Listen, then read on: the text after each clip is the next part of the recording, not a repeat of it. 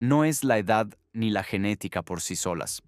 En un experimento realizado por investigadores de Harvard, el estrés activó una ruta nerviosa capaz de vaciar, en pocos días, la reserva de células que daba color al pelo de los animales estudiados. No fue una metáfora ni una simple subida de cortisol. Los nervios simpáticos que llegan hasta cada folículo liberaron una descarga de noradrenalina y esa señal empujó a las células madre del pigmento a abandonar el lugar donde debían permanecer. Cuando la reserva desapareció, los nuevos pelos crecieron sin color. El hallazgo fue realizado en ratones, no en personas, y esa diferencia importa. Pero reveló algo que cambia la manera de entender las canas.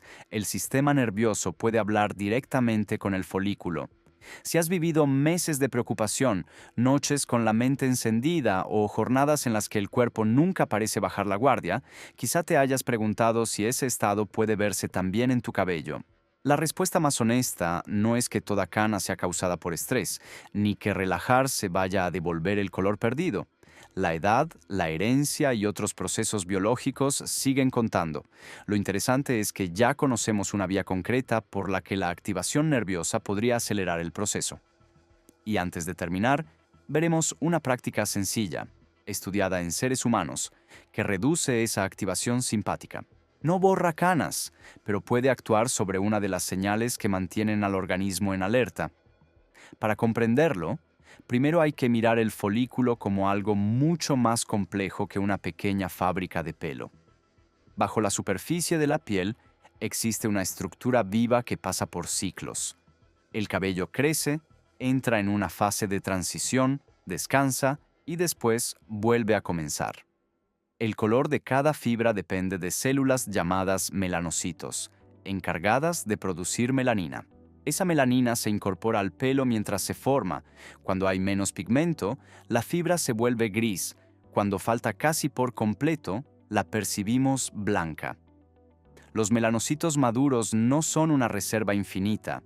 Para que cada nuevo ciclo pueda recuperar su equipo productor de pigmento, el folículo conserva células madre de melanocitos. Podemos imaginarlas como semillas de color. Viven en una zona protegida del folículo conocida como el bulge, una especie de nicho biológico. Allí no están trabajando sin descanso. Permanecen en quiescencia, es decir, en reposo controlado, preparadas para activarse cuando el ciclo capilar las necesita. Ese reposo es una forma de protección. Una célula madre que se divide y se diferencia en el momento adecuado puede renovar el sistema.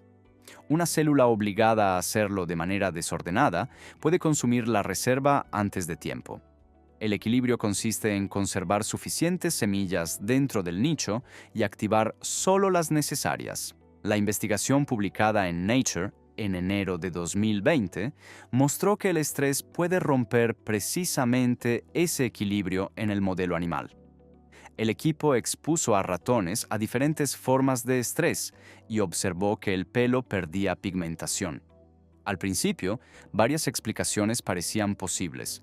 Tal vez el sistema inmunitario estaba atacando a las células del pigmento. Tal vez las hormonas producidas por las glándulas suprarrenales, conocidas por participar en la respuesta de estrés, eran las responsables. O quizá existía una comunicación más directa entre el sistema nervioso y el folículo. Los investigadores fueron descartando caminos. Incluso cuando se eliminó la influencia de las glándulas suprarrenales en el modelo experimental, el encanecimiento inducido por estrés continuó. La ausencia de ciertas células inmunitarias tampoco evitó el fenómeno. Pero cuando se interrumpió la señal de los nervios simpáticos que llegaban al folículo, el proceso quedó bloqueado. Esa comparación permitió señalar al sistema nervioso simpático como la vía principal en aquel experimento. El sistema simpático es la parte de tu sistema nervioso autónomo que ayuda al organismo a reaccionar ante una amenaza o una demanda intensa. Aumenta la vigilancia, modifica el ritmo del corazón, redistribuye energía y prepara músculos y órganos para responder. No es un enemigo. Sin él no podríamos adaptarnos con rapidez. El problema aparece cuando una herramienta diseñada para activarse y después ceder permanece encendida una y otra vez, sin suficiente recuperación. Y aquí está el detalle que hizo tan importante aquel estudio. Los folículos están rodeados e inervados por fibras simpáticas. Cuando esas fibras se hiperactivaron por el estrés, liberaron noradrenalina directamente cerca del nicho de las células madre de melanocitos. La noradrenalina es un mensajero químico utilizado por el sistema simpático. En ese entorno, la descarga no pidió a las células que esperaran. Las empujó a proliferar, diferenciarse y migrar fuera de su refugio. Piensa en un depósito que solo debería abrirse para entregar una pequeña cantidad en cada ciclo. Una descarga nerviosa intensa abrió las compuertas de golpe. Las células, que debían permanecer como reserva, se multiplicaron y se convirtieron prematuramente en células más especializadas. Después abandonaron el nicho. El folículo pudo tener pigmento durante un momento, pero perdió la fuente que debía abastecer ciclos futuros. En muchos folículos de los ratones, la reserva terminó completamente agotada en pocos días. Si te interesa entender lo que ocurre dentro del cuerpo, sin promesas milagrosas y sin convertir cada estudio en una receta, puedes suscribirte ahora. En este canal seguimos el mecanismo hasta el final, porque saber por qué ocurre algo permite tomar decisiones mucho más sensatas que perseguir soluciones rápidas. La palabra irreversible necesita cuidado. En el experimento animal, una vez que esas células madre habían salido y se habían perdido, el nicho ya no las reemplazó. Por eso los autores describieron una pérdida permanente en el modelo estudiado. Esto no significa que todas las canas de una persona sean irreversibles por la misma razón, ni que cada folículo humano responda exactamente como el de un ratón. Significa que los investigadores identificaron una forma concreta en la que una señal de estrés puede gastar una reserva celular limitada. También explica por qué decir que las canas son simplemente falta de una vitamina resulta demasiado pobre. Los nutrientes importan cuando existe una deficiencia real, y ciertos problemas médicos pueden alterar la pigmentación. Pero el folículo no vive aislado. Recibe señales del sistema inmunitario, del metabolismo, del ambiente y del sistema nervioso. El estudio de Harvard no borró la genética ni el envejecimiento de la ecuación. Añadió una conexión que durante mucho tiempo se trató como una anécdota. El estado fisiológico general del organismo puede influir en el destino de células madre concretas. Entonces, ¿qué sabemos en personas? Mucho menos de lo que algunos titulares sugieren. No sería correcto afirmar que el mismo experimento causal se ha repetido en humanos. No se puede aislar un nervio, inducir estrés deliberadamente y tomar folículos de una persona de la misma manera. La evidencia humana disponible utiliza observación, análisis de fibras capilares y modelos de laboratorio. Es valiosa, pero responde preguntas distintas. En 2021, una investigación publicada en eLife analizó cabellos individuales con segmentos pigmentados y despigmentados. Como el pelo crece con cierta continuidad, los cambios a lo largo de una fibra pueden funcionar como una pequeña línea temporal. En una muestra reducida, los investigadores compararon esos patrones con periodos de estrés que los participantes recordaban. Encontraron que algunos cambios de pigmentación coincidían temporalmente con aumentos o disminuciones del estrés percibido. Ese trabajo aportó una observación fascinante.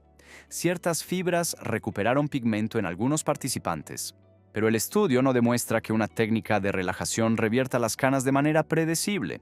Participaron pocas personas. La relación fue correlacional y probablemente existe una ventana biológica estrecha en la que algunos folículos todavía conservan capacidad de pigmentación. Presentar esa observación como una garantía sería ignorar tanto el tamaño de la muestra como la complejidad del proceso. La conclusión razonable es más sobria. En animales existe evidencia causal de que la hiperactivación simpática puede agotar células madre del pigmento. En humanos existen asociaciones entre experiencias de estrés y cambios medibles en algunas fibras, además de estudios de folículos humanos fuera del cuerpo que apoyan partes de la biología. Juntas, estas piezas hacen plausible que el estrés contribuya al encanecimiento humano, pero todavía no permiten calcular cuántas canas produce, en quién ocurrirá o cuánto tardará. Esto ayuda a separar dos preguntas que suelen mezclarse. La primera es si el estrés puede participar en el proceso. La evidencia sugiere que sí. La segunda es si reducir el estrés devolverá el color de todo el cabello. Para eso no existe respaldo suficiente. Una intervención puede influir en el estado del sistema nervioso sin reconstruir una población celular que ya se perdió.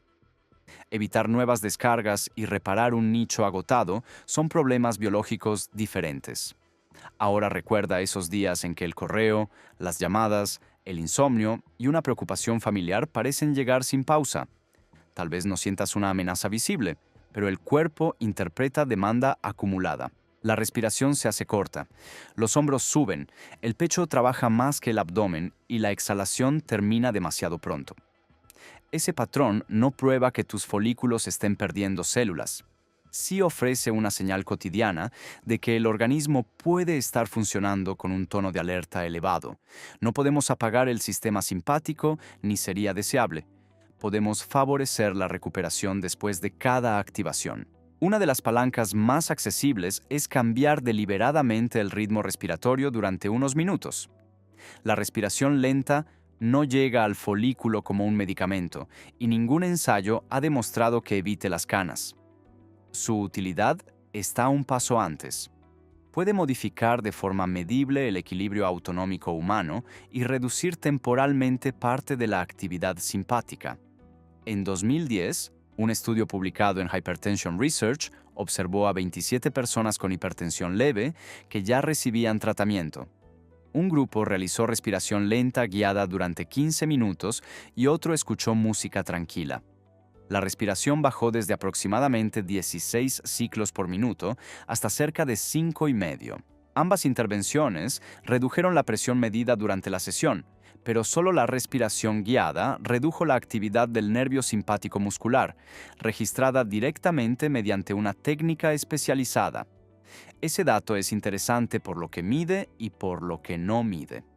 Muestra un cambio agudo en una señal nerviosa periférica humana.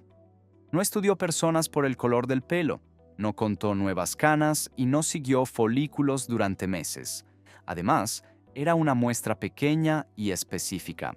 Por eso sirve para sostener que la respiración lenta puede reducir actividad simpática en determinadas condiciones, no para prometer que conservará el pigmento capilar. Revisiones posteriores han encontrado que la respiración voluntaria lenta, normalmente por debajo de 10 respiraciones por minuto y con frecuencia alrededor de 6, tiende a aumentar indicadores de modulación parasimpática como la variabilidad del ritmo cardíaco. El sistema parasimpático participa en funciones de reposo y recuperación. Hablar de equilibrio no significa que un lado deba vencer al otro. Significa que el organismo necesita activar la respuesta de alerta cuando corresponde y recuperar flexibilidad después. Una explicación propuesta involucra la comunicación entre la respiración, el corazón, los vasos y el cerebro.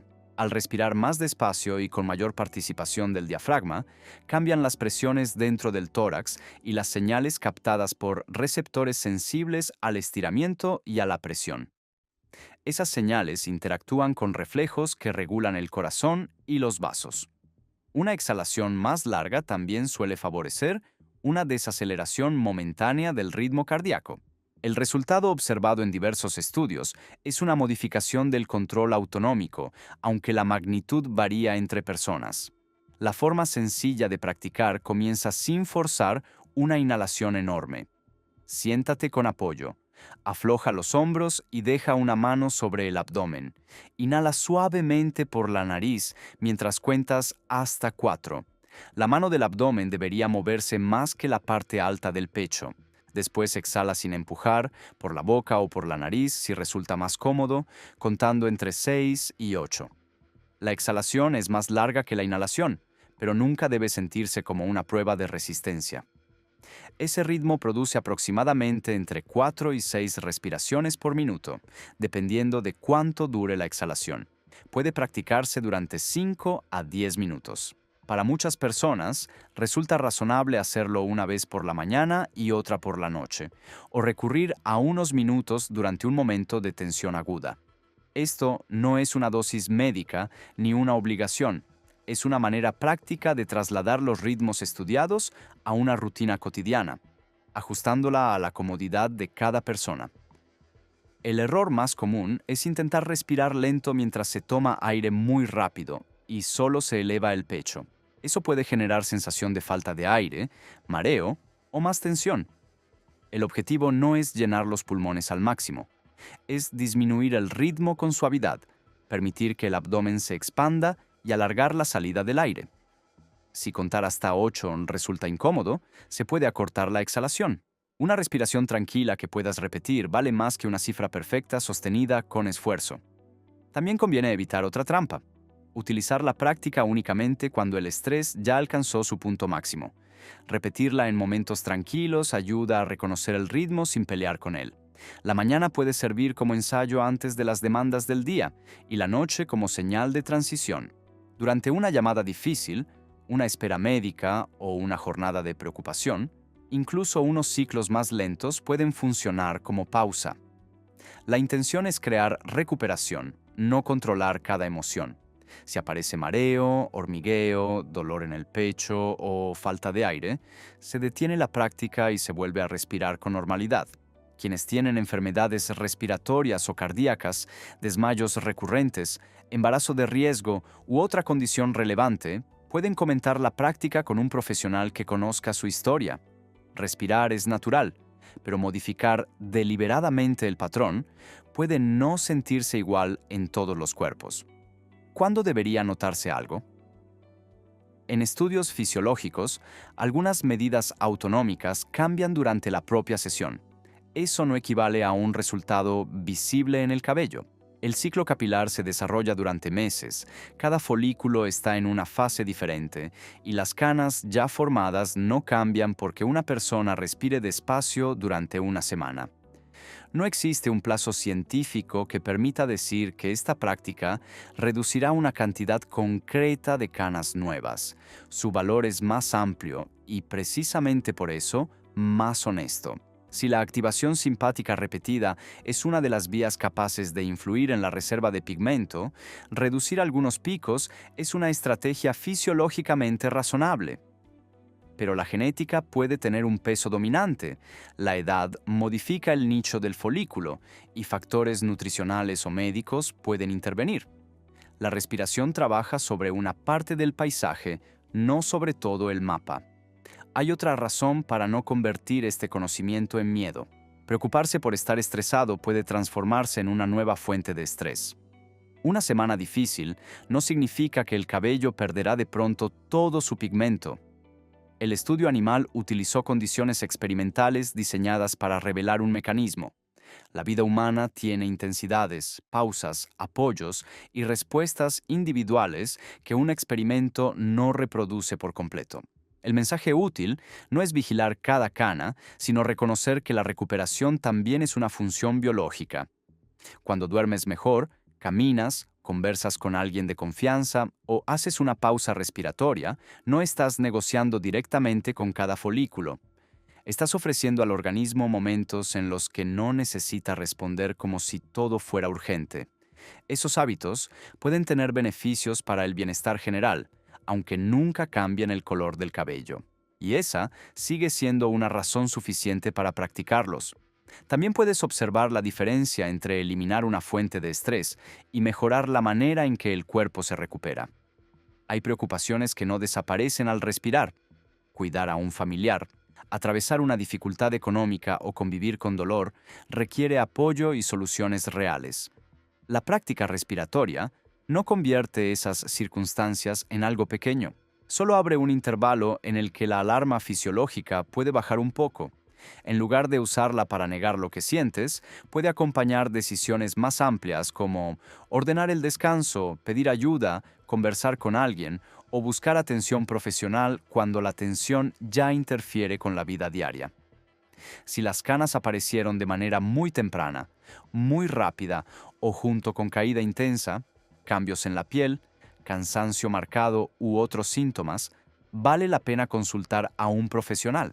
A veces, el aspecto del cabello acompaña deficiencias, alteraciones tiroideas, enfermedades autoinmunes u otras situaciones que requieren una evaluación individual. Un video puede explicar mecanismos y ayudarte a formular preguntas, pero no puede distinguir la causa en tu caso. La próxima vez que notes la respiración corta durante una preocupación, recuerda la imagen del nicho. Las células madre del pigmento dependen de un entorno equilibrado y el sistema nervioso forma parte de ese entorno. En ratones, una descarga simpática intensa agotó esa reserva. En personas, sabemos que la respiración lenta puede reducir señales simpáticas y favorecer la regulación autonómica. Entre ambos hallazgos existe una hipótesis razonable, no una garantía. Cuidar los periodos de recuperación podría disminuir uno de los factores que aceleran nuevas canas. Me gustaría saber en qué momento del día sientes que tu cuerpo permanece más tenso, al despertar, durante el trabajo o cuando intentas dormir. Escribirlo puede ayudarte a identificar dónde encajaría una pausa breve de respiración y también permitirá que otras personas reconozcan que no están solas en esa sensación. Las canas no son un fallo personal y tampoco una prueba automática de que has manejado mal el estrés. Son el resultado visible de procesos que incluyen edad, herencia, biología del folículo y posiblemente experiencias fisiológicas acumuladas. La investigación nos da una herramienta para comprender una parte del proceso. No nos autoriza a prometer que podemos controlarlo por completo. Prueba la respiración lenta solo si se siente cómoda y úsala como un espacio de recuperación, no como una lucha contra el cabello blanco. Cada cuerpo y cada historia clínica son diferentes. Si tienes síntomas, dudas o una condición de salud, la conversación con un profesional sigue siendo insustituible. Lo más valioso de este hallazgo no es vender una cura para las canas. Es entender que el sistema nervioso deja huellas en tejidos que parecían separados de nuestras emociones y que ofrecerle al cuerpo unos minutos para salir de la alerta puede ser una decisión pequeña, realista y sensata.